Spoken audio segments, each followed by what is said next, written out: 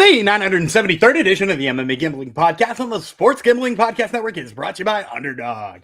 Underdog is hooking up new customers. Play just $5 and get $100 in bonus funds when you sign up with promo code MMA SGPN.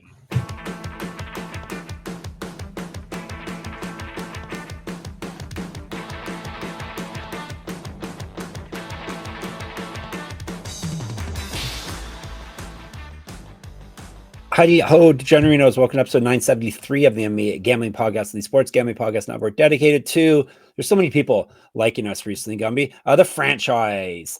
One of our friends in the Discord who is one of the sickos who have us as his favorite podcast of the year. It's got to be he, I'm guessing.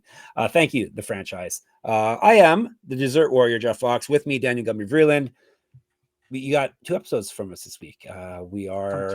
From today. Yeah, from today. Excuse me. Yes, we are. You have more than 2 this week. A week. We have 6 episodes this week. Yeah, this is one of the. We have some slower weeks coming up. Not surprising with the holidays coming up, so we are giving you extra now. We're doing the other half of PFL Europe for colon 2025 finals.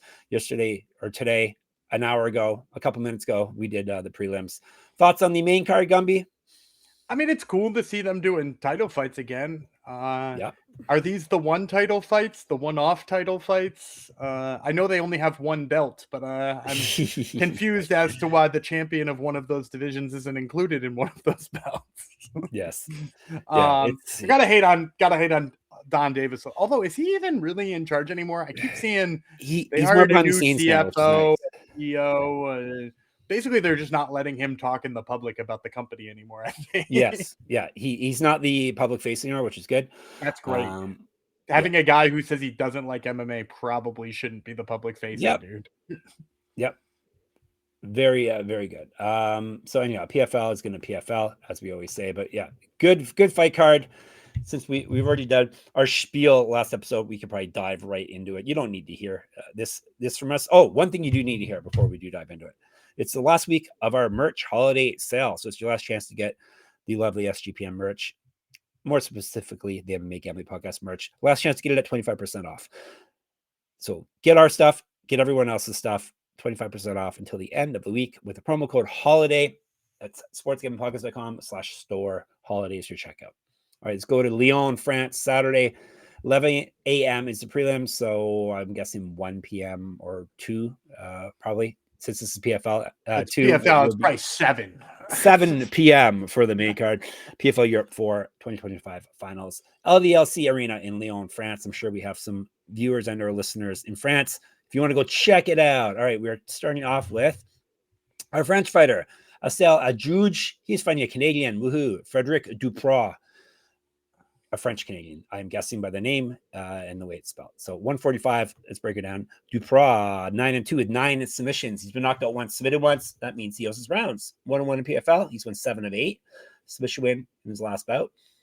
Regional champ. He's fought at 135. 1-0 as a pro grappler. Adjoudj, the Sultan, 10-1. 3 knockouts, 2 submissions. He's never been finished in a fight. 2-0 in PFL. He's won 10 straight. He's not lost since February 2020.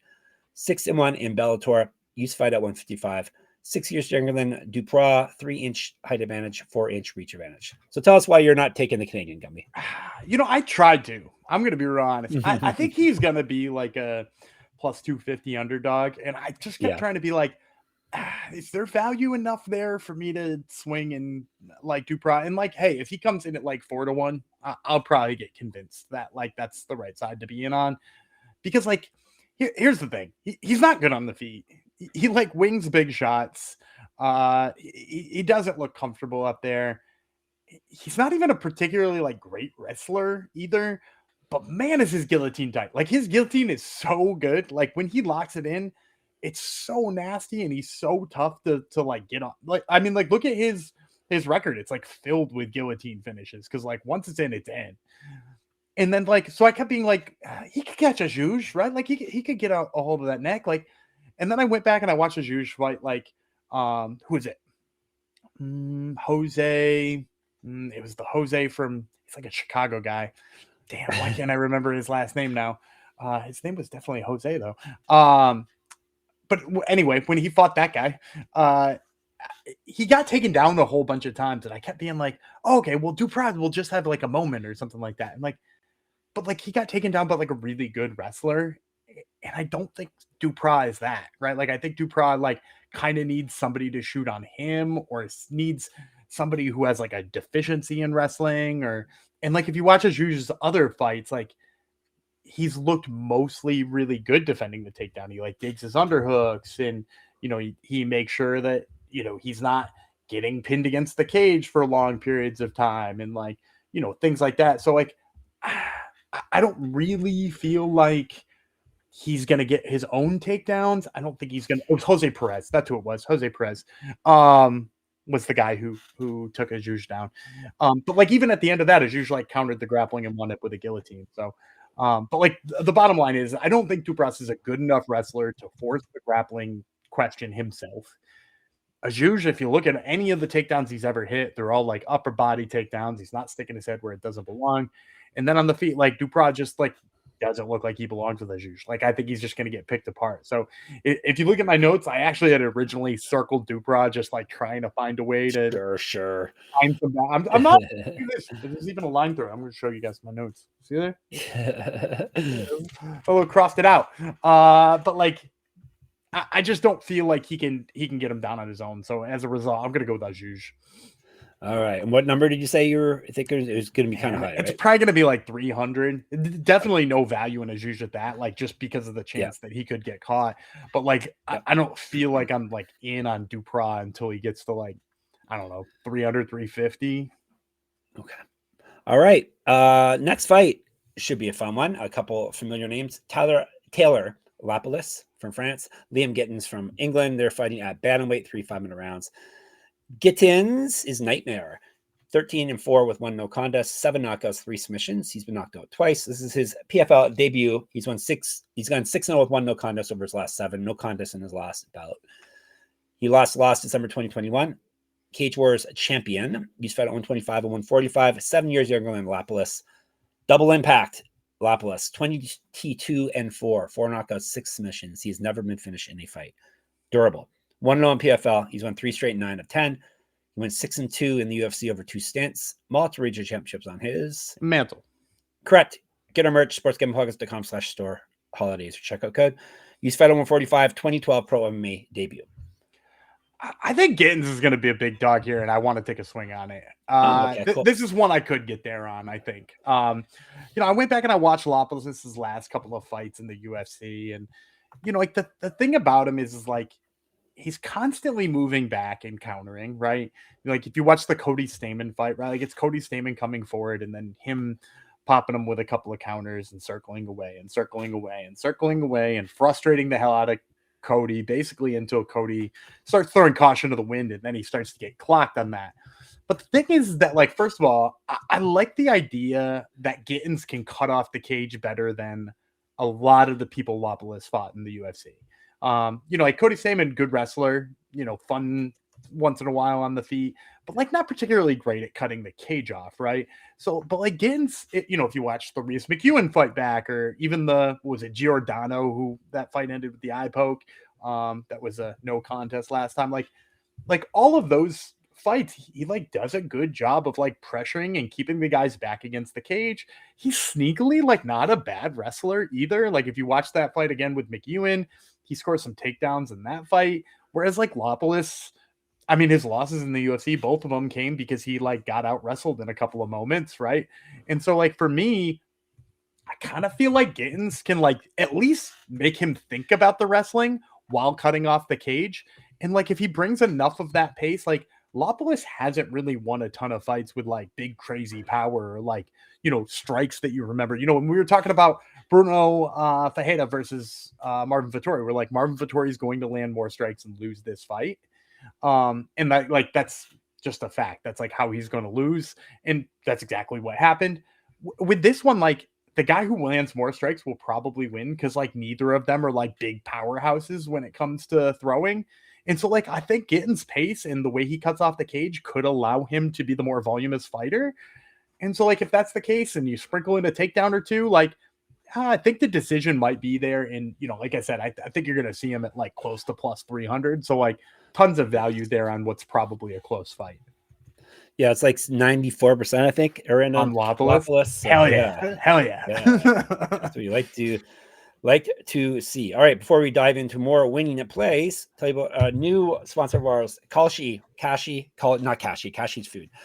Kalshi, Kalshi. We just partnered up with Kalshi, a real money prediction market, legal in all 50 states. In all 50 states, you can trade tons of markets in sports, including NFL, college football, college basketball, NBA, NHL, and more. Plus, you can even trade props like first touchdowns. Besides sports, they have tons of other markets, including politics, entertainment, even the weather. Kalshi, you can trade anything. So go in there, check out some of the crazy things that you can trade there. And new Kalshi customers get $20 when they use promo code SGPN. So that's Kalshi.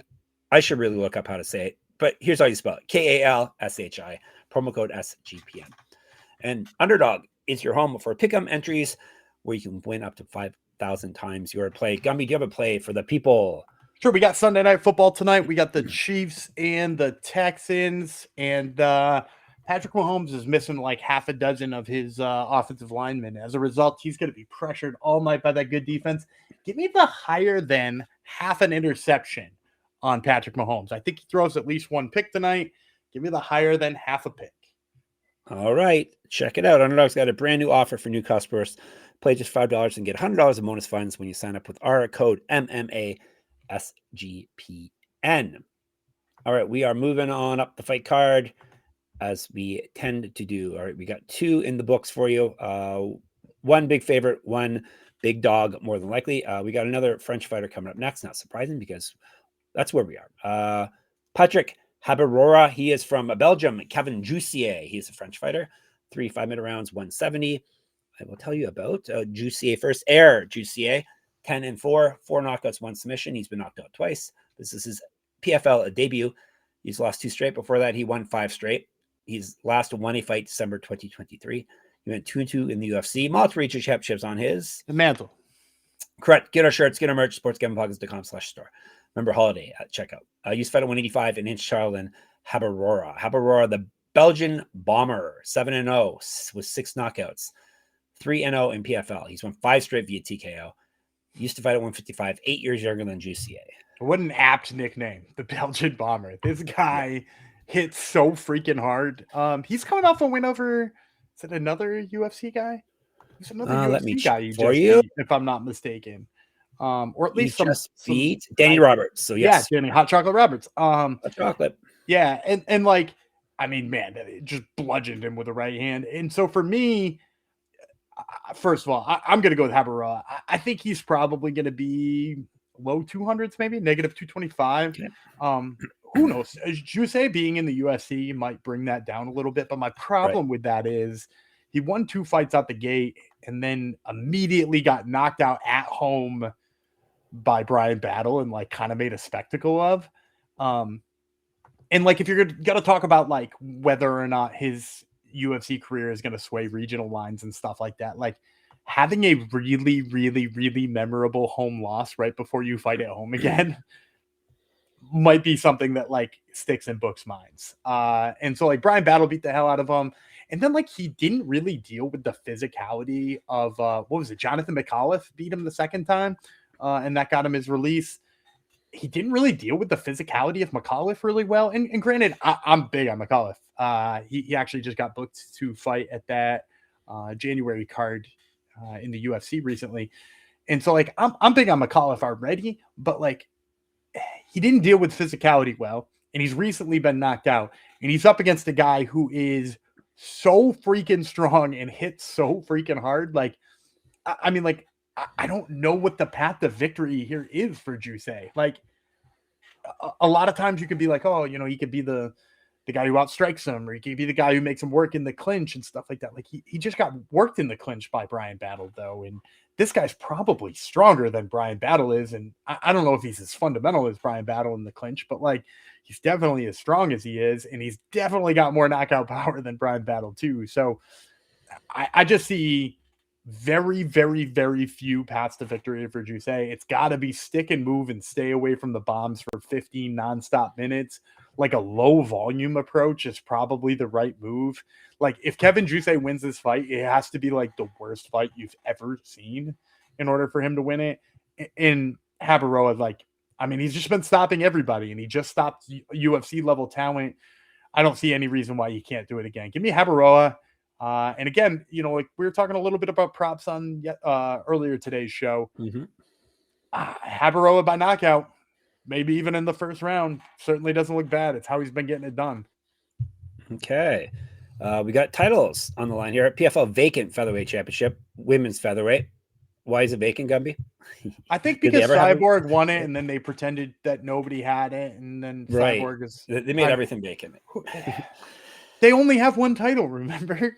Yeah, it's true, yes. Despite the fact that Cyborg is coming off of a title win over Larissa Pacheco. Yep. Somehow she's fighting here as well. Cris Cyborg from Brazil against Sarah Collins from Australia. 5-5-minute rounds. Technically, I guess every belt's vacant when the bell rings in the fight. But yeah, we'll tell you about Collins first. The challenger, we'll call her. 6-0 with 3 submissions. This is her debut fight in PFL. Submission win in a lost bout. Regional champ. 3-0 in Bellator. RIP. Used to fight at 155. 5 years younger than Cyborg. Cyborg 28-2 with 1 no contest. 21 knockouts, 1 submission. She's been knocked out once, submitted once. She's 1-0 in PFL. She's won 8 straight fights. She went 6-0 in Bellator, was the champ there. 6-1 in the UFC, the champ there. 5-0 in Invicta, and the champ there. 4-0 with 1 no contest in Strikeforce, and the champ there.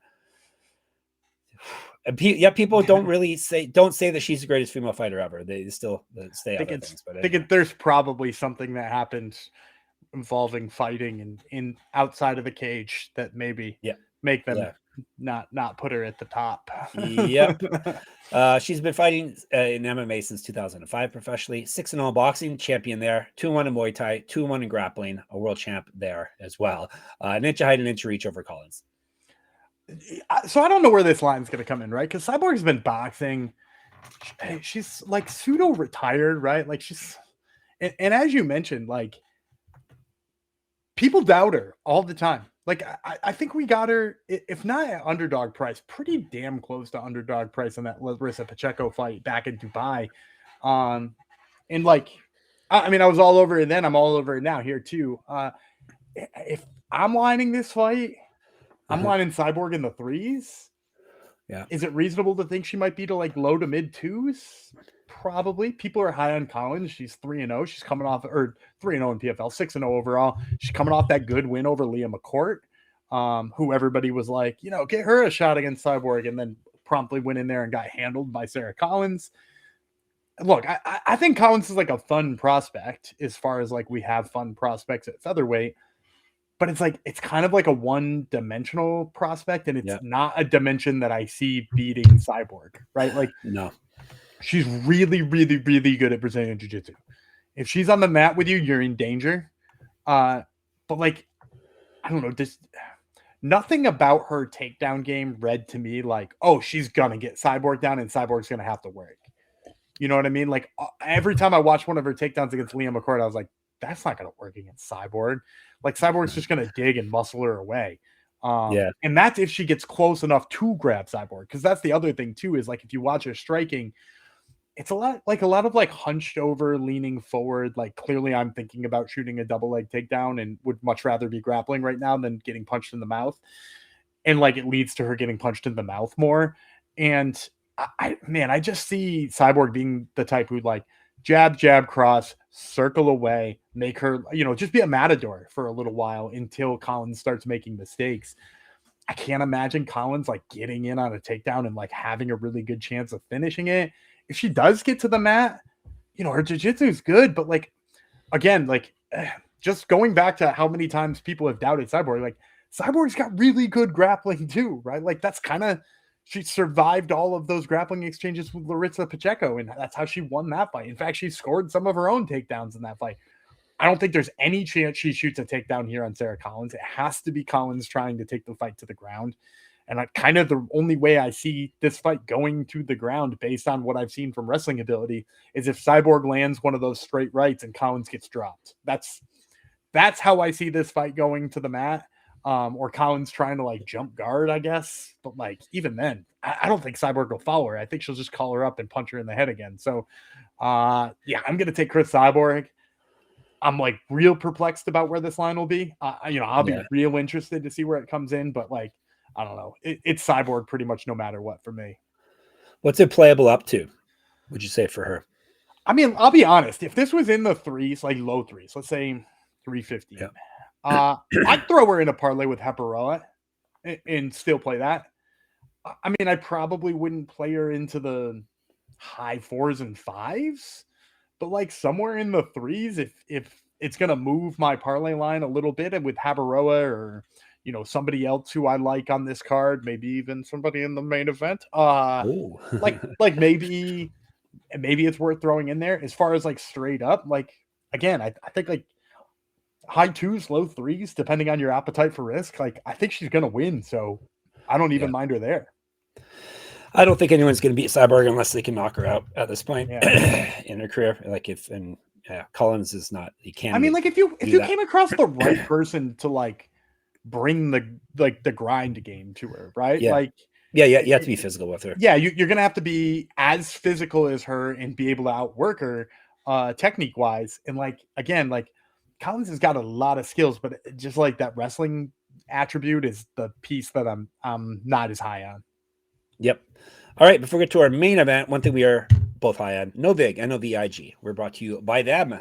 Novig is America's #1 sports prediction market. Novig, you're getting the best prices because they have reduced juice. It's available. Novig is available in 35 plus states. Download the Novig app and get $50 when you spend $5 if you use our promo code SGPN. So get in on the action with Novig, promo code SGPN. And Rhythm has crushed NFL this season, especially on props. They've been really good at identifying when to fade players and take those unders. College basketball is up and running, and with 300 plus schools, Rhythm has predictions for every game, every night. It pairs nicely with the college experience shows with Mac, Colby, and Noah. That way, every game you are prepared. It's super easy to sign up, run predictions off the house model, or make your own and play with these sliders.